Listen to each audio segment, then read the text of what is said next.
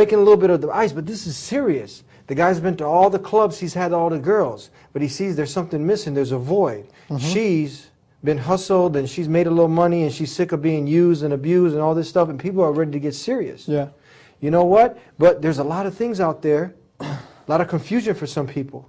How do they find out what is, they're smart enough to know, look, that there is a creator, but how is it that there's so many different ways, and which is the correct one? Talk to us. First, let's walk through the thought process of someone who comes to the right conclusions. They already recognize that this world was not created without a purpose. That, you know, the intricate creation of even ourselves, down to our very fingertips, is something very profound and amazing. So it couldn't be that this has been designed without an agenda, a cause, a purpose. No way. They acknowledge that there's a creator who designed this in such perfection. And any decent human being, one characteristic of decency is gratitude. When somebody does you a favor, it's human decency that you want to thank them. It would be very indecent and inappropriate of you that you had a flat tire, somebody came and helped you out, and you just turned the other way and walked away.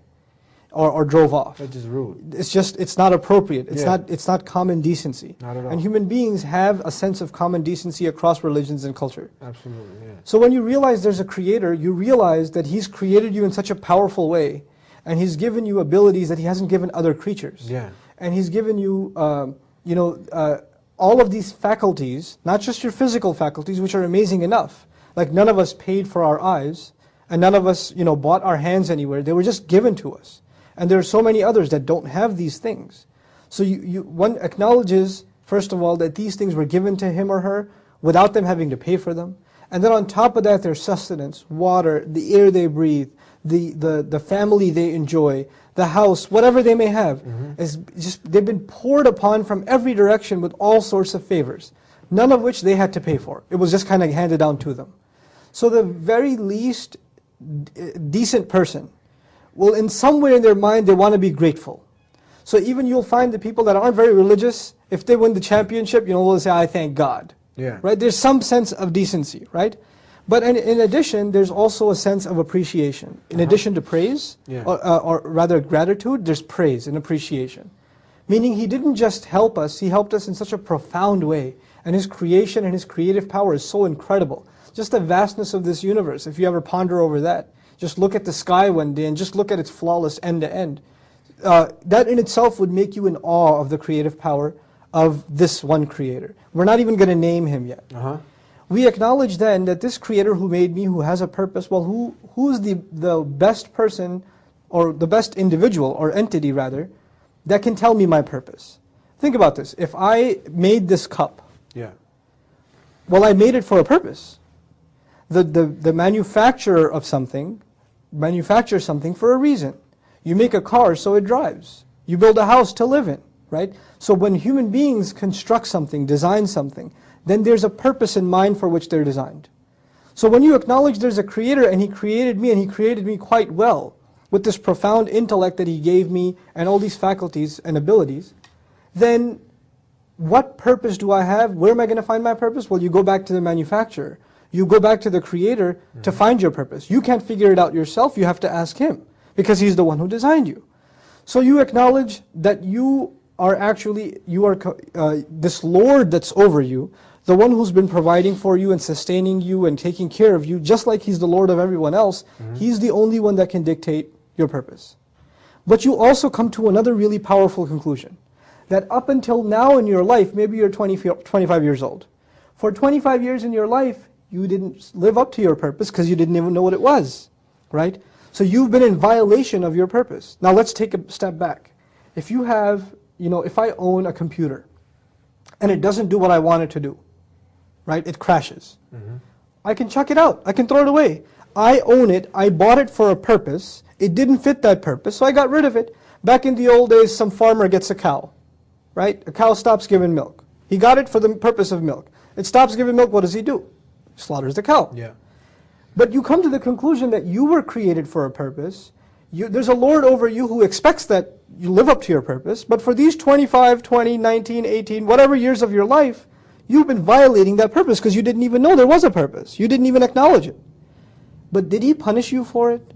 Is it, for example, one of your purposes, one thing under your purpose is not to lie, for example. Every time you lied, was there lightning that struck from the sky and cut your tongue off? Or every time you stole, did your hand just fall off? Or every time you engaged in something evil, something wrong, did you experience the punishment right away? No, He let you go. He let it slide. He keeps letting it slide. And human beings aren't like that. When we expect something from someone, like an employee, right? If I hired you to be my accountant and I expect you to show up at 9 o'clock and you don't show up for 4 weeks, and then you show up at the 5th week it's 3 p.m. and say, where's my paycheck? Then you've already been fired, right? So you acknowledge you've been in violation, and this Lord of yours is far more merciful than anyone else you've ever experienced. His mercy is unimaginable. His mercy is unimaginable. But then you also realize, as unimaginable as His mercy is, if I've come to this conclusion that I don't know my purpose, or I haven't sought out my purpose, and I've been getting away with it all this time, is it okay if I should just forget about this purpose and continue to not think about this anymore and move on? Or if I've come this far in my thought, then I should realize that He knows that I've come to this conclusion. He knows that I realized I should be looking for my purpose.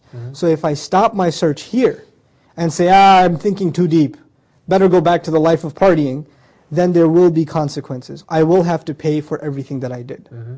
So once you reach this thought process up to here, now what's the next step?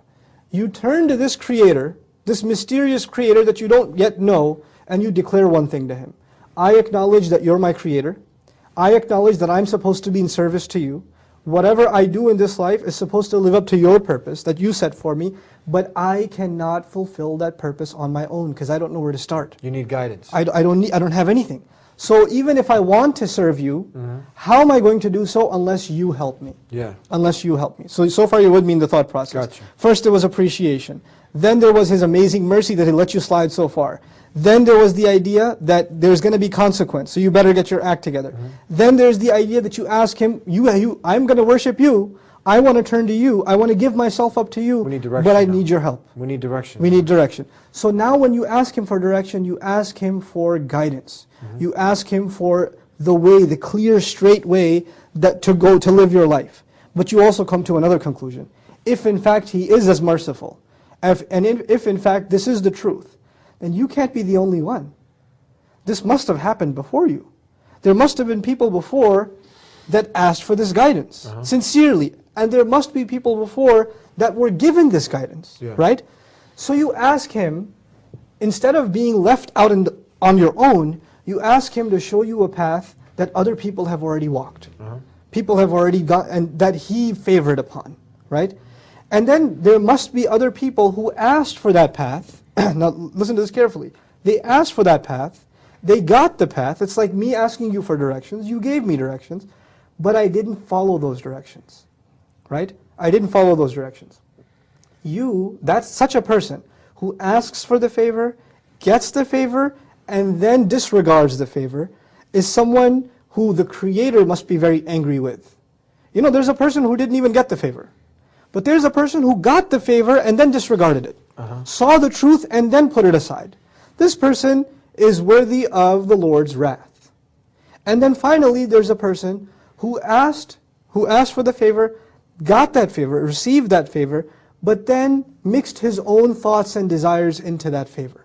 God gave him guidance, He gave him the truth, He gave him clarity, but he didn't like everything that he heard. So he put something of his own in there and became lost. Now this thought process that I've explained to you, actually, the reason I went in this route is because this is the thought process of the Qur'an, the first surah. The first surah of the Qur'an is actually the thought process of someone seeking the truth. We say, Alhamdulillahi Rabbil Alameen, the first thing. Praise and gratitude belong to Allah, the Lord of all the peoples of the worlds. All the worlds, okay? So we talked about praise and gratitude. Then we say, Ar-Rahman Ar-Rahim, the unimaginably, exceedingly merciful, constantly merciful. So this was the mercy part. But then we say, Maliki Yawmiddin, the master of the day of judgment. There's going to be consequence if I try to take advantage of His mercy. Then we talked about you reaching the conclusion you want to worship Him. Iyaka na'budu, we worship only You. But we can't worship Him ourselves, we need help. So Iyaka nasta'inu, we seek Your help. We seek your help. What help specifically do we seek? Guide us. So what's the next ayah? Ihdina as-sirata al-mustaqim. Guide us to and along the straight path. Then we said, this path must not be us alone. There are people that have gone down this road before. So we asked to find the road of those who have succeeded before us, the path of those who you favored, not those who earned your wrath, not those who went astray. Right? So this thought process is what we are asking people to consider. It's universal. I didn't take you to the Qur'an first. I showed you the logic of that path first, right? Yeah. Once you understand this path, nothing I have said is directly saying accept Islam.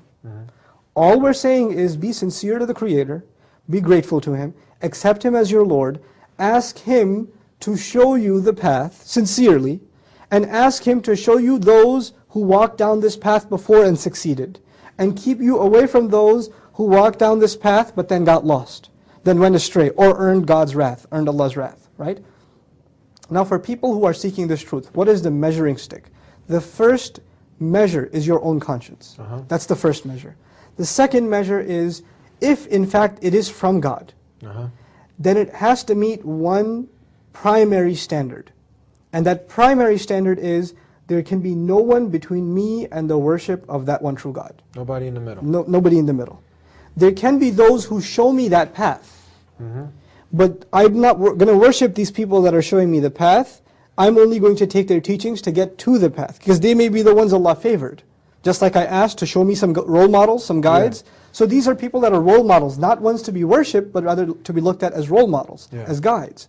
So this sincere attitude, this measuring stick, with this standard, when you try to seek a path, and you try to filter out, what is it that's out there?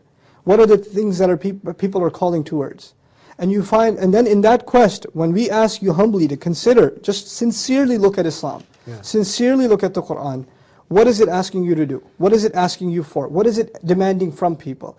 You will find it's essentially saying one thing. We created you for a purpose, right? And Allah says, وَمَا خَلَقْتُ الْجَنَّ وَالْإِنسِ إِلَّا لِيَعْبُدُونَ. We didn't create jinn or human beings except that they should worship me. What's the